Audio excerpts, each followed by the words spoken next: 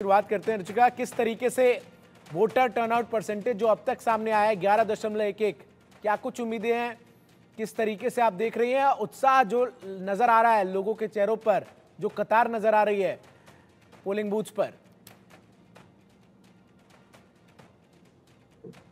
देखिए, मेरी सबको राम राम, वंदे मातरम।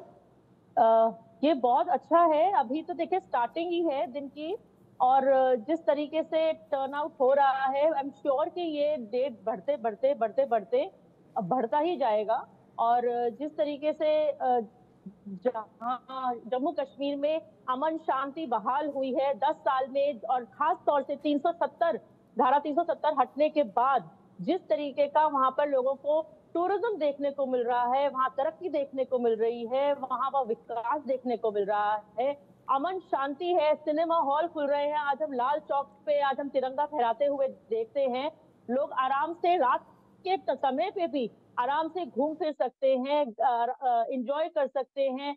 टूरिज्म वहां पर इतना ज्यादा बढ़ता जा रहा है कि वहां मार्केट्स में लोग खुश हैं कि अब हमारे पास व्यवसाय बढ़ गया है। आतंक खत्म हो चुका है, आतंक का नामो निशान नहीं है। जिस तरह से हमने पहले देखते थे 10 साल से पहले, हमारे भाजपा सरकार के शासन से पहले, जो देखते थे कि हर दूसरे दिन वहां पर सिर्फ और सिर्फ आतंकी हमले हो रहे थे, हमारे वहां पर मासूम भाई बहन मारे जाते थे, हमारी सेनाओं पे हमले होते थे, वो किस कदर कम हुए हैं। और उसका नतीजा ये है कि आज लोग खुशी खुशी बाहर निकलना चाहते हैं, वोट करना चाहते हैं, और भाजपा एनडीए को वो रूल में लेके आना चाहते हैं। लेकिन भाजपा में बगावत और जिस तरीके से अंदरूनी कलह साफ तौर पर निकलकर सामने आई, इसको लेकर क्या कहेंगे आप?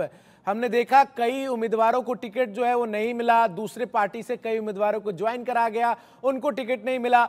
ऐसे में किस तरीके से आप आश्वस्त हैं कि आपकी सत्ता में वापसी होगी?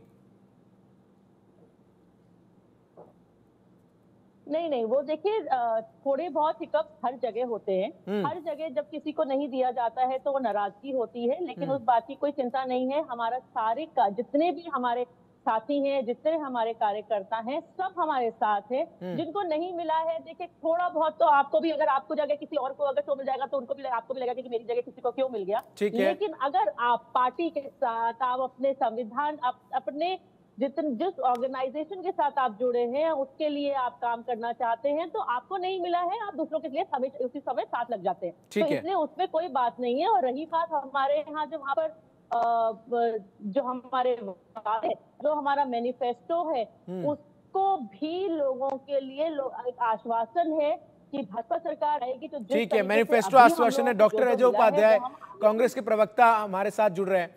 डॉक्टर अजय, जो वोटिंग परसेंटेज अभी तक नजर आया है, किस तरीके से आप देख रहे हैं मिजाज रहेगा जम्मू कश्मीर की आम जनता का? और जब हम उनसे बात करते हैं, हमारे तमाम सहयोगी लगातार अलग अलग पोलिंग स्टेशन से रिपोर्ट भी कर रहे हैं, तो वो जो लोगों से बात कर रहे हैं, तो एक फीडबैक जो नजर आता है कि लोग काफी उत्साहित हैं चुनाव की इस प्रक्रिया में हिस्सा लेने के लिए। और निश्चित तौर पर ये तो आप मानेंगे ही ना कि ये बदलाव जो है वो बीते 10 सालों में ही जम्मू कश्मीर में हुआ, जिसकी वजह से आज इतनी शांतिपूर्ण तरीके से मतदान हो रहा है। पहले तो जम्मू कश्मीर के लोगों को विशेष तौर पे बधाई, जिन्होंने जमहूरियत की रक्षा के लिए आज जो है लोकतांत्रिक प्रक्रिया के तहत अधिक से अधिक वोट करने का निर्णय लिया है। और वो आपके इस चैनल के माध्यम से आपके दर्शक भी देख रहे हैं कि अधिकाधिक मात्रा में लोग जा रहे हैं बूथों पर। और हमारी भी अपील है कि अधिक से अधिक संख्या में लोग वोट करें, क्योंकि वोट की ताकत से ही जनतंत्र और जमहूरियत में जो है कहीं ना कहीं एक बदलाव आता है। निश्चित तौर पे पिछले समय से जिस तरह की परिस्थिति जम्मू कश्मीर में रही, सुप्रीम कोर्ट के अंततः निर्णय के बाद जो उस तरह से वहां लोकतांत्रिक प्रक्रिया को कहीं ना कहीं खत्म करने का प्रयास वर्तमान सरकार नहीं, वो तो सरकार ने खुद ही क्लियर किया था ना डॉक्टर अजय की जब परिस्थितियां अनुकूल होगी तब चुनाव जो है कराया जाएगा। हाँ जी, मैं बीच में थोड़ा सा मुझे मौका दीजिएगा। भाजपा प्रवक्ता के साथ ही जिस तरह नहीं डिस्टर्ब किया, मैं बात रखूं, एक सेकंड में बोलेंगे तो कैसे होगा? आप तो अच्छे पत्रकार हैं। मैं कहता हूं कि जिस तरह से सुप्रीम कोर्ट को निर्णय लेना पड़ा, सुप्रीम कोर्ट के निर्णय और उसके इंस्ट्रक्शन के कारण ही ये चुनाव हो रहा है। अदरवाइज वर्तमान भाजपा सरकार नहीं चाहती थी चुनाव। वहां तो अपने महाराजा को बैठा रखा है, उसके बिहाफ पर वो चाहती है शासन करना। वहां के स्टेटहुड को, राज्य के दर्जे को खत्म कर दिया जम्मू कश्मीर के। आज के चुनाव में जनता जो यहाँ उत्साहित होकर जा रही है वोट करने, वो अपने राज्य को पुनर्वापसी चाहती है। कहीं ना कहीं एक बड़ा ये मसला होगा, देखिएगा इस रिजल्ट जब आएगा। मल्लिकार्जुन खड़गे ने कहा भी है कि किसने यूटी बनाया, ये ध्यान रखिएगा। वो बेरोजगारी का भी एक मेजर मामला होगा और बेरोजगारी के मुद्दों पर भी लोग जाकर वहां कर रहे हैं। अभी जिस तरह आतंकवादी घटनाओं की बात हुई है, आए दिन जिस तरह कश्मीरी पंडितों पर आतंकवादी घटना हुई, अभी तीसरे टर्म में प्रधानमंत्री जी जब तीसरे टर्म में है, आप समझिए कि 27 आतंकवादी घटना आज तक हो गई और 21 लोगों की जान गई है सिर्फ 100 दिन के अंदर। और वैसे 2019 से जोड़ लें आप तो 600। मैं इसका छोटा सा जवाब जरा रुचिका से ले लेता हूं। तमाम मेहमान मेरे साथ बने, सबके पास मैं जाऊंगा। जी जी, मैं सर बहुत सारे मेहमान हैं सर। अजय जी बहुत सारे मेहमान हैं, अगर आप ही बोलेगा।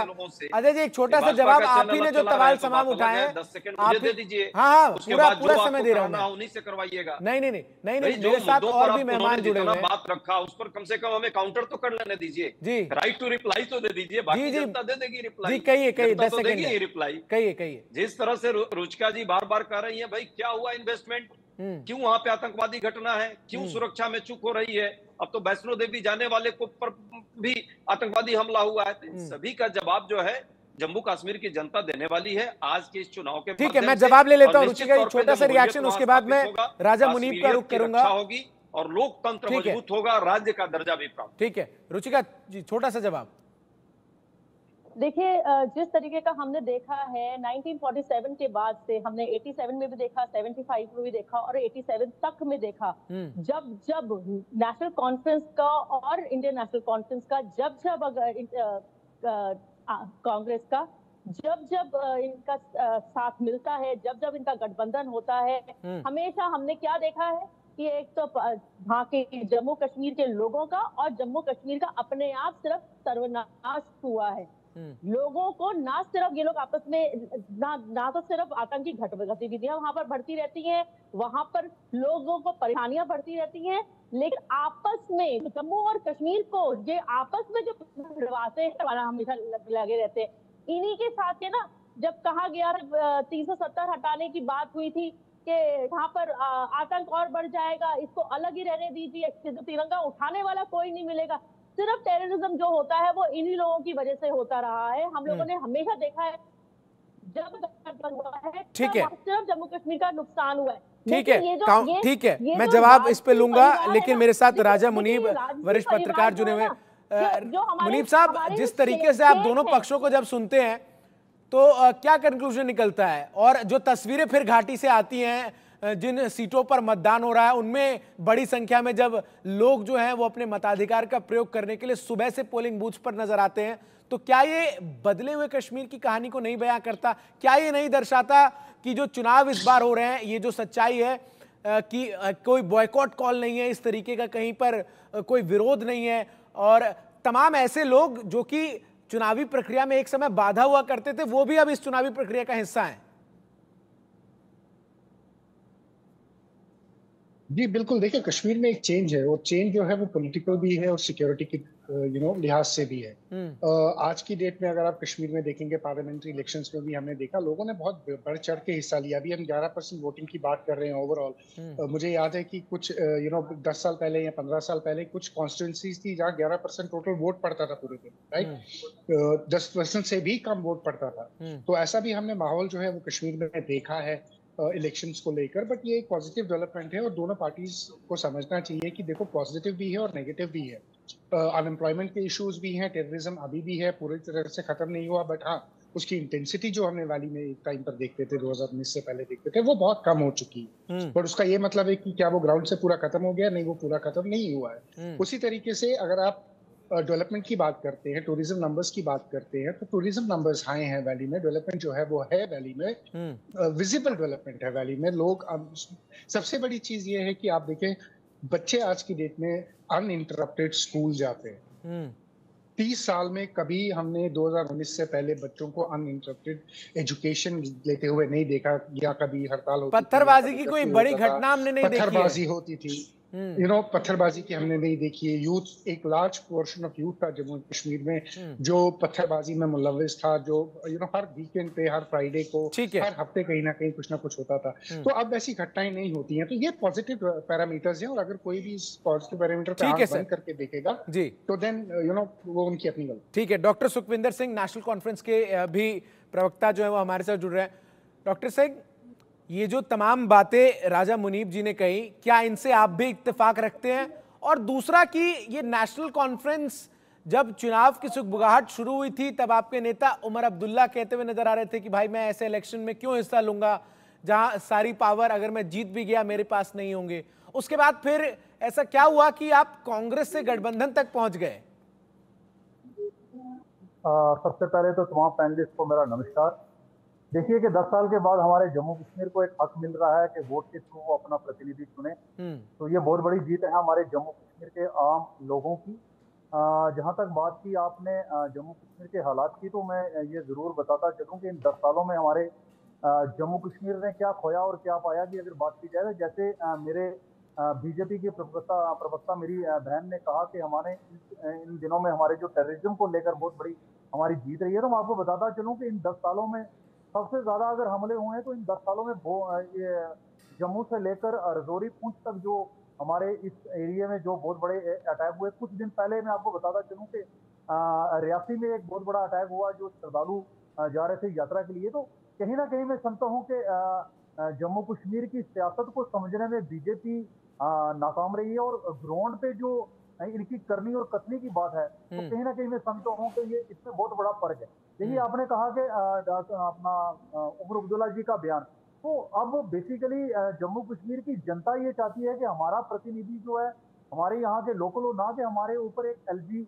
जो हमारी लैंग्वेज को नहीं समझता, जो हमारी एरिया को नहीं समझता, हम उसे यहाँ बिठा के और इस एरिया की डेवलपमेंट करने की कोशिश करें। तो मैं समझता हूँ कहीं ना कहीं अब वो वक्त नहीं रहा है कि जम्मू कश्मीर को आप सेंटर से चलाएं। देखिए 10 साल इनके पास हमारी ये हुकूमत रही, 10 सालों में इनको हमारी अनएम्प्लॉयमेंट नजर नहीं आ रही है, हमारी बहनें नजर नहीं आ रही है, हमें फ्री गैस नजर नहीं आ रहा। तो आज अगर बीजेपी की सारी अगर कैबिनेट कहीं ना कहीं अगर जम्मू में इतनी बड़ी बड़ी अगर रैली कर रही है और मैनिफेस्टो अपना बताने की कोशिश कर रही है, तो मैं समझता हूँ कहीं ना कहीं इनको ये लग रहा है कि 10 सालों में हमने कुछ किया नहीं है। तो आज फ्री की जो वो रेवड़ी, जिसको कल तक ये फ्री की रेवड़ी दिल्ली में कहते थे, तो आज वो जम्मू कश्मीर में वो फ्री की रेवड़ी लेके आ रहे हैं। तो मैं समझता हूँ कहीं ना कहीं इस बार लोग अगर इतनी हाई लेवल पे अगर वोटिंग हो रही है, तो इसका मतलब यही है कि जम्मू कश्मीर की जनता अब यूपी से तंग होकर यहाँ के लोकल लोगों को सरकार देना चाहती है, ताकि वो उनकी बातें जो आगे तक पहुंचे। ठीक है, जवाब लूंगा मैं रुचिका जी से, लेकिन इससे पहले मैं मेजर रिटायर्ड मोहम्मद अली शाह का रुख करता हूं।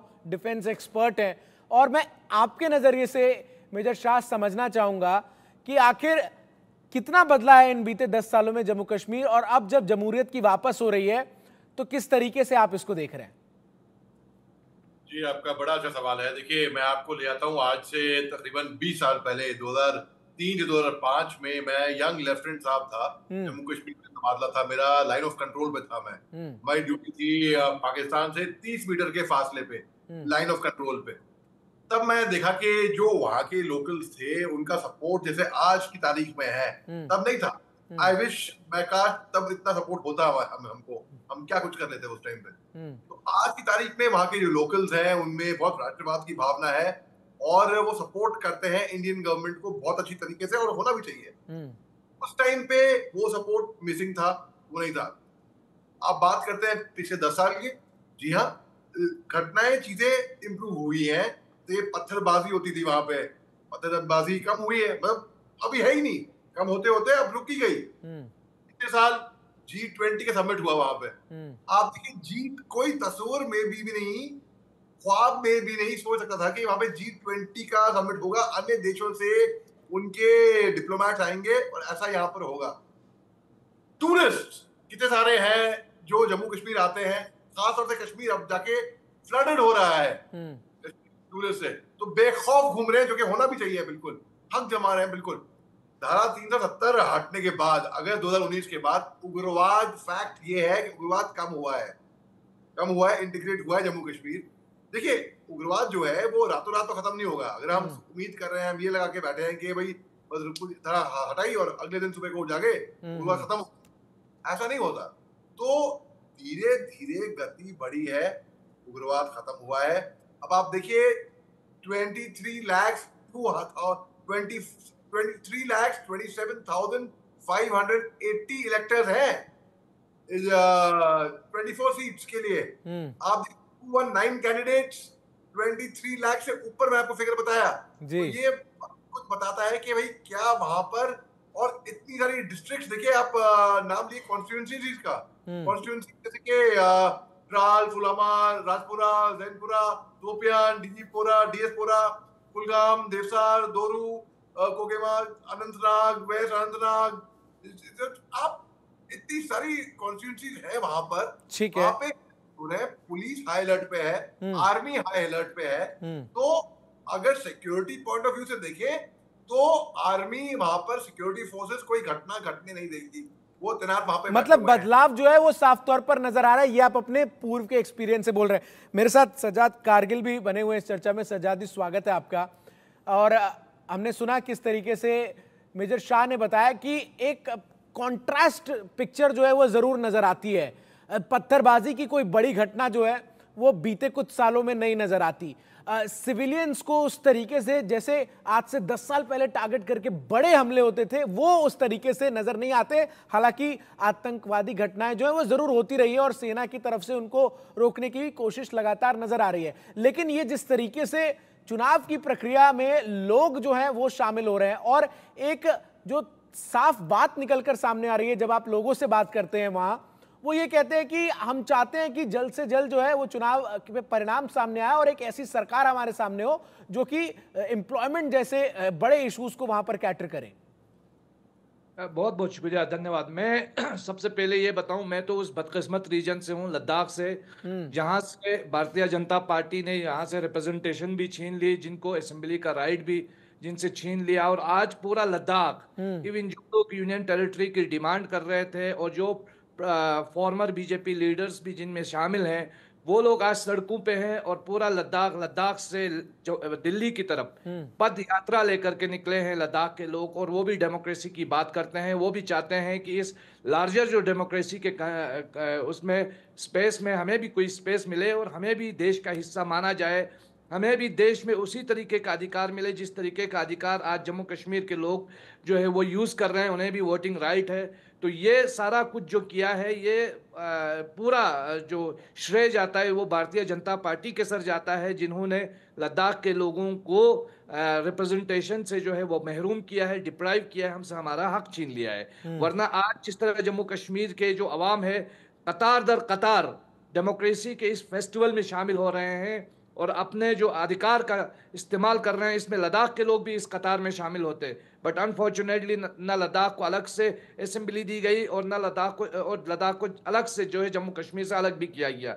ये एक कहानी अपनी जगह। दूसरी बात, जम्मू कश्मीर के लोग पिछले 10 साल यानी 87 के बाद अगर कोई बड़ा गैप लगा है इलेक्शन न होने पर और डेमोक्रेसी के इस प्रोसेस को फुलफिल ना होने पर, तो वो तकरीबन ये वाला टाइम है जब जो है 2016 से लेकर के अब तक तकरीबन 10 साल अब मुकम्मल हो रहे हैं और 10 साल के बाद ये चुनाव हो रहे हैं। लोगों के अंदर एक सेंस ऑफ फ्रस्ट्रेशन था, सेंस ऑफ एलिनेशन था और एक कंट्रोल्ड साइलेंस कश्मीर के अंदर था। जो खामोशी है वो बिल्कुल कंट्रोल्ड खामोशी है। आप एक फेसबुक के पोस्ट पर भी आपके ऊपर यूएपीए लगाया जा रहा है और आप देखें आधा कश्मीर इस वक्त जेलों में भरा हुआ है।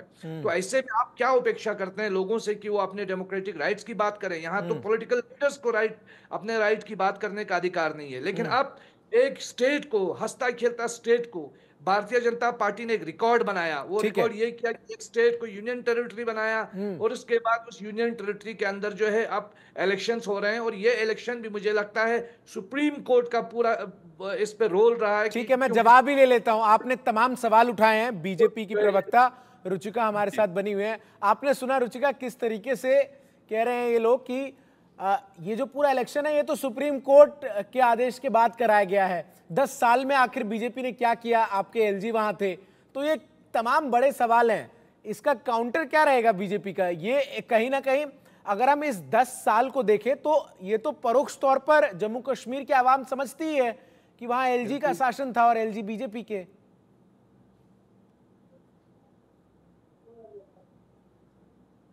आवाज नहीं आ रही। आवाज नहीं आ रही रुचिका जी आपकी। आप अनम्यूट कर दीजिए मैम। अनम्यूट।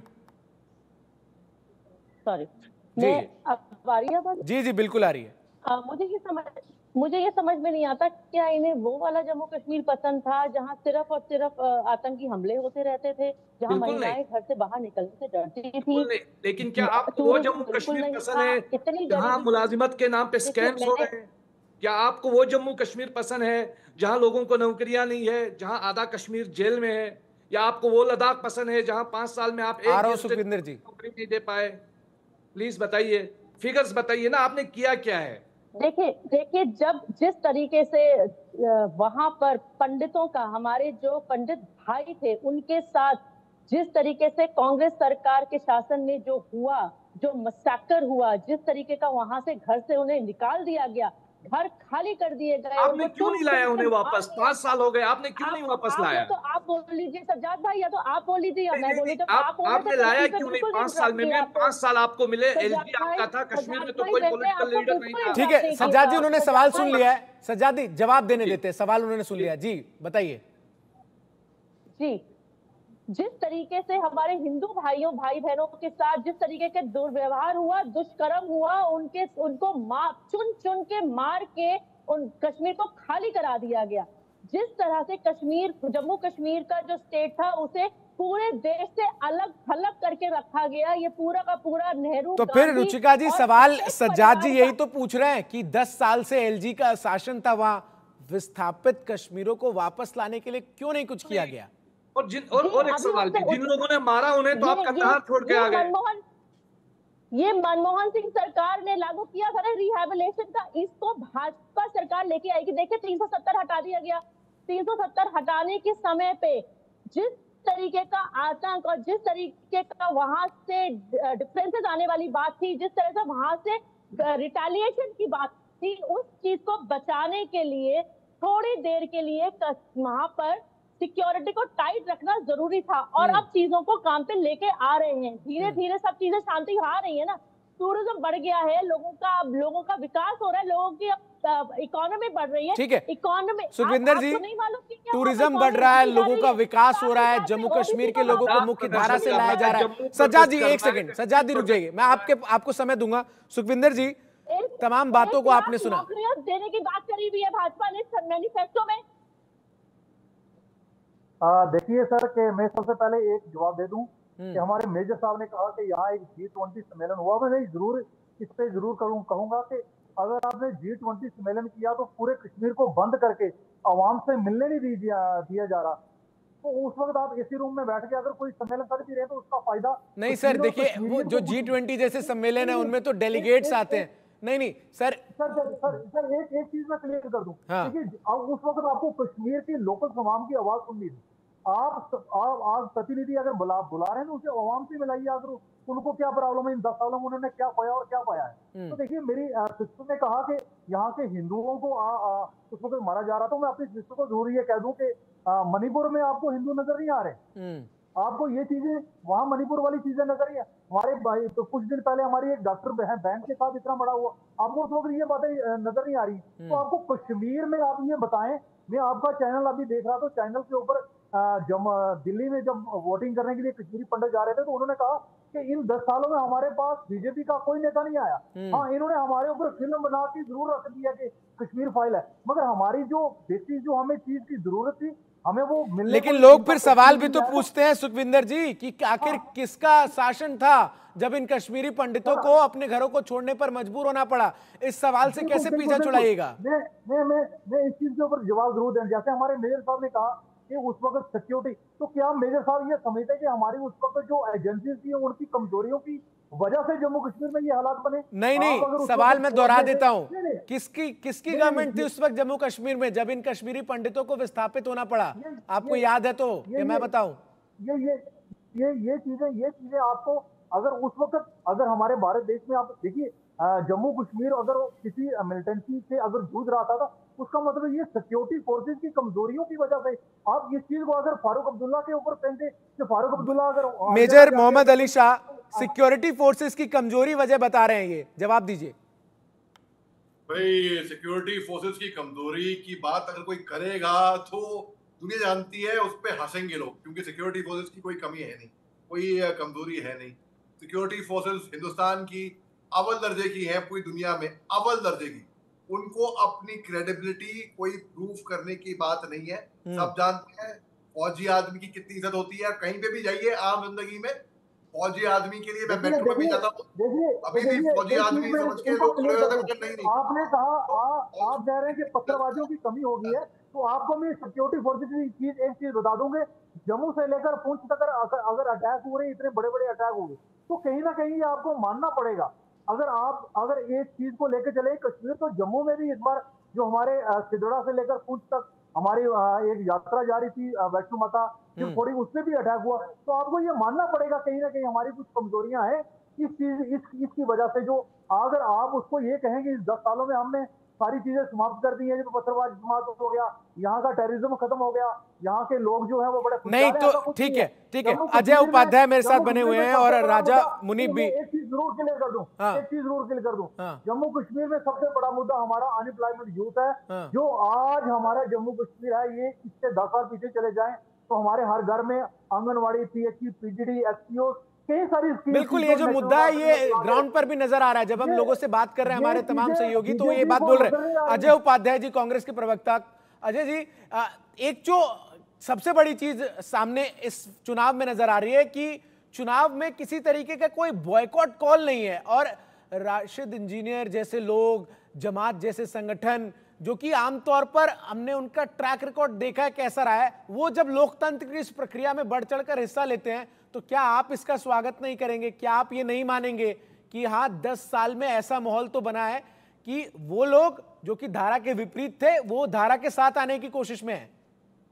निश्चित तौर पर लोकतांत्रिक प्रक्रिया में सबको धारा के साथ आना चाहिए, और हम सब चाहते हैं कि लोकतंत्र में सबको साथ ही होना पड़ेगा। यदि कोई धारा के विपरीत जाएगा तो देश के विपरीत है, और देश के विपरीत कोई बर्दाश्त नहीं करेगा। जिस तरह से हमारी बहन ने कहा और बाकी लोगों ने यहाँ चर्चा की है, 90 के दशक की जो बात की जा रही है, जगमोहन जी वहां पे राज्यपाल थे, और उन्हीं के समय में जो है, जब केंद्र में भी भाजपा और बीपी सिंह की सरकार थी, जब भाजपा उसमें सम्मिलित थी, ये सारी प्रक्रिया शुरू हुई थी, और जिस तरह से कश्मीरी पंडितों को विस्थापित होना पड़ा था, मुझे लगता है इस इतिहास को सबको याद रखना चाहिए। दूसरी बात, फारूक अब्दुल्ला मुख्यमंत्री नहीं थे क्या? परिस्थिति आज की है, पिछले जिनके साथ आपका गठबंधन दिसंबर में हुए थे, सबने देखा था 64-65% यदि वोटिंग हुई थी तो राजनीतिक प्रक्रिया वहां बहाल थी।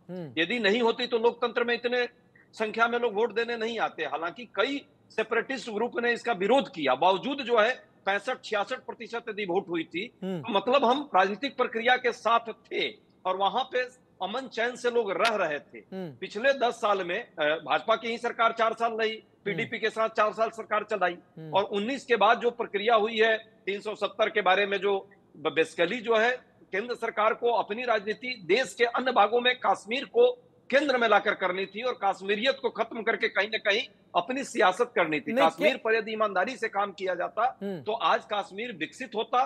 कितने लोग 370 के बाद वहां जाकर के अपना रोजी रोजगार नए ढंग से स्थापित किया। मैं अजय जी एक सीधा सवाल आपसे जवाब चाहूंगा, 370 को लेकर आपकी सहयोगी दल कश्मीर में गए हैं, ये अजय जी सुनिए, तो 370 अभी भी नहीं रुकी है। मैं एक चीज पूछ रहा हूँ अजय जी, 370 को लेकर आप जिसके साथ गठबंधन में हैं, नेशनल कॉन्फ्रेंस का ये स्टैंड है कि 370 जो है उसको वापस लाएंगे हम। क्या कांग्रेस का भी यही स्टैंड है जिसके साथ आप गठबंधन में हैं? देखिए 370 की प्रक्रिया के तहत जो बात हुई, और हमारा जो ऑलरेडी जो CWC है उसका रेजुलेशन है, हम एक उस प्रक्रिया पर जरूर प्रश्न हमारा था। पर यह भी सच है कि राज्य का दर्जा जिस तरह से खत्म किया गया, किसी भी देश में पहला ऐसी सरकार है, इसको निकम्मी सरकार कहेंगे, कि राज्य का दर्जा दिया जाता था आज तक, इसने राज्य का दर्जा ले लिया। जैसा कि अभी नहीं तो वो तो कह रहे हैं ना कि चुनाव के बाद हम राज्य का दर्जा देंगे, हुआ है। केंद्र सरकार ने तो स्पष्ट किया है ना अजय जी कि लोकतंत्र की हत्या कौन करता है, केंद्र सरकार राज्य के अधिकार को कौन छीनता है, फेडरल स्ट्रक्चर जो संविधान में सबको अधिकार मिला है, उस फेडरल स्ट्रक्चर संघवाद को कौन नेस्तनाबूद करने का प्रयास करता है। कश्मीर में राज्य का दर्जा हम देंगे, और कश्मीर के जो अधिकार है, जरा 11 बजे तक की वोटिंग परसेंटेज एक बार बता दूं अजय जी, 1 मिनट रुकिए, 11 बजे तक की वोटिंग परसेंटेज क्या है वो बता देता हूं। 26.72% बम्पर मतदान जम्मू कश्मीर में देखने को मिल रहा है। रामबन में आपको बता दूं, अनंतनाग में 25.55%, शोपियां में 11 बजे तक 25.96%, डोडा में 11 बजे तक 32.20%, किश्तवाड़ में 32.69% वोटिंग, तो वहीं कुलगाम में 25.95%। तो 11 बजे तक 26.72%, रामबन में 31, सबसे ज्यादा हाईएस्ट 25% जो है वो वोटिंग परसेंटेज नजर आ रहा है। राजा मुनीब जी, ये जो वोटिंग परसेंटेज है ये तो साफ तौर पर इस बात को दर्शा रहा है कि लोकतंत्र की इस प्रक्रिया में लोग जो है वो बढ़ चढ़कर हिस्सा ले रहे हैं और लोगों का मत जो है वो साफ है कि हमें चाहिए एक सरकार जो कि यहाँ जो तमाम कामकाज है उसको अब तेज रफ्तार से आगे बढ़ाए।